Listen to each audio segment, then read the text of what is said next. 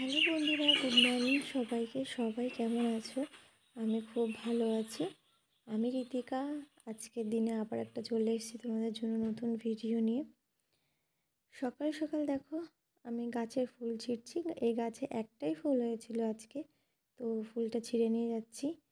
তারপর চলে এসেছি সোজা রান্নাঘরে। আজকে তোমার দাদাভাই সকাল সকাল কাজে বেরোবে, ওর জন্য ভাবলাম অন্য কিছু করে দিই। এই বাসি ভাত দিয়ে আজকে আমি ওকে কিছুটা ফ্রাই করে দিয়েছি বিভিন্ন রকম সবজি দিয়ে। তো এই রেসিপিটা তোমাদেরকে অন্য এক সময় আমি দেখাবো। এই রেসিপিটা দেখাতে পারলাম না। অনেকেই তোমরা এভাবে খেয়ে থাকো, শর্টকাটে আমরা বাঙালিরা যাকে বলি ভাত ভাজা। তো আজকে সকালে টিফিনে তোমার দাদাকে এটাই দিয়েছিলাম, আর আমিও এটা খেয়ে নেব। তারপর দুপুরে রান্নাবান্না গোছাবো, কারণ আজকে কাজবাজ খুবই তাড়াতাড়ি সেরে ফেলবো। কেন সেরে ফেলবো অবশ্যই ভিডিওতে বলবো, ভিডিওটা দেখতে থাকো।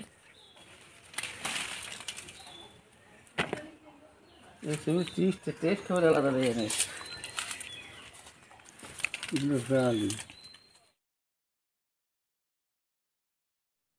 দুপুরের রান্নাবান্না সেরে কাজকর্ম গুছিয়ে চলে এসেছি বাবার সঙ্গে সিম তুলতে। এই সিমগুলো কোথায় আছে যেন? আমার বাড়ির উঠোনে। আমার শ্বশুর মশাই কাজের ফাঁকে ফাঁকে বাড়িতে সবজি লাগিয়ে থাকে। এর আগের ভিডিওতে তোমাদেরকে আমি বলেছি এবং সবজিগুলো কম বেশি দেখিয়েছি।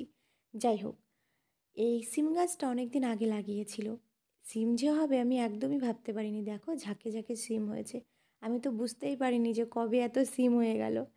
আর বাবা যখন বাড়ি এসে বলল চলো সিম গাছে দেখি সিম হয়েছে কিনা, আমি বেশি দেরি না করে বাবার সঙ্গে ঝুড়ি নিয়ে চলে এসেছি সিম তুলতে। তো বাবা এখানে গাছের উপরে মানে চেয়ার পেতে সিম তুলছিল, আর আমি এখানে ঝুড়ি নিয়ে দাঁড়িয়েছিলাম।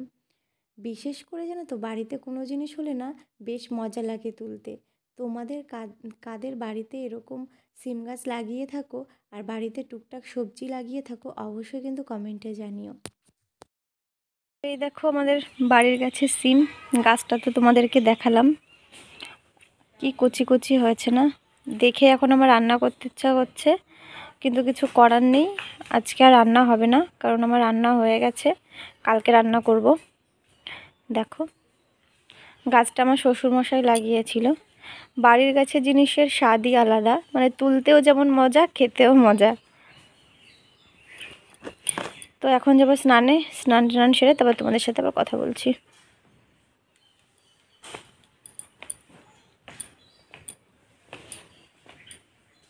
কি করতে এসছো আমাদের বাড়ি? পুচকি আসবে তাই?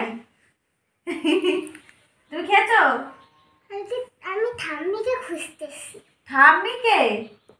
ঠাম্মি ঠাম্মি কোথায়? আয় তো ঠাম্মি তোমাদের বাড়ি। এখানে বস।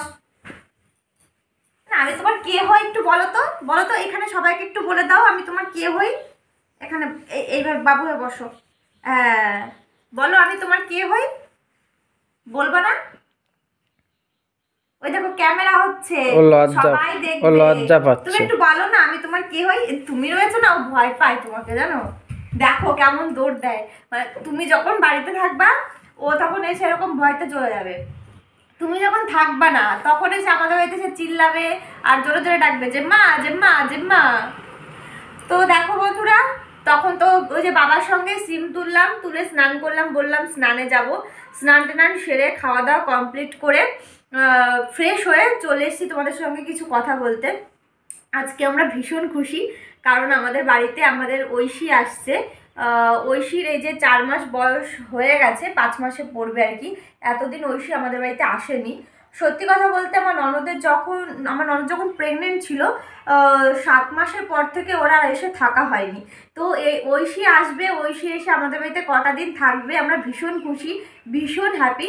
আর সত্যি কথা বলতে বিশেষ করে আমি খুশি, কারণ ওকে তো ছাড়া আমার ভালোই লাগে না, যেহেতু প্রায় আমি ওকে এমনি দেখতে চলে যাই। আর যে যে দেখে চলে আসতাম খুব মনটাও খারাপ লাগতো যে ওকে রেখে চলে আসছি। তো আমার ননদ আসছে অনেকদিন পর, আরও বেশি খুশি, কারণ ও মানে প্রেগনেন্টের পর থেকে একদমই থাকারও সুযোগ হয়ে ওঠেনি। দেখো মেয়েদের জীবনটা কেমন না, বিয়ের পরে সব কিছু কেমন যেন পাল্টে যায়। বিয়ের পরে সংসারের জন্য এসে থাকতে পারতো না, এখন প্রেগনেন্ট হয়েছিল তখন এসে থাকতে পারিনি, এখন মেয়ে হয়েছে মেয়ের জন্য এসে থাকতে পারে না। মেয়ে ঠান্ডা লেগে যাবে, জ্বর আসবে। আর বিশেষ করে আমাদের বাড়িতে না প্রচুর ঠান্ডা ছিল, ওর জন্য ওরা আসেনি। তো এখন একটু ঠান্ডাটা কমেছে, ওর জন্য ওরা আসছে। তো ওরা কখন আসবে অবশ্যই তোমাদের সঙ্গে শেয়ার করব। তো এখন টাটা, পরে আবার তোমাদের সঙ্গে কথা হবে। তার পরপরই দেখো আমার মাম্মাম চলে এসেছে। আর আমার মাম্মাম এর আগের বার মামা বাড়ি যখন এসেছিলো তখনও ঘুমাচ্ছিল, এখনও ঘুমাচ্ছে। যাই হোক, পরে তোমাদের সাথে আবার কথা বলছি।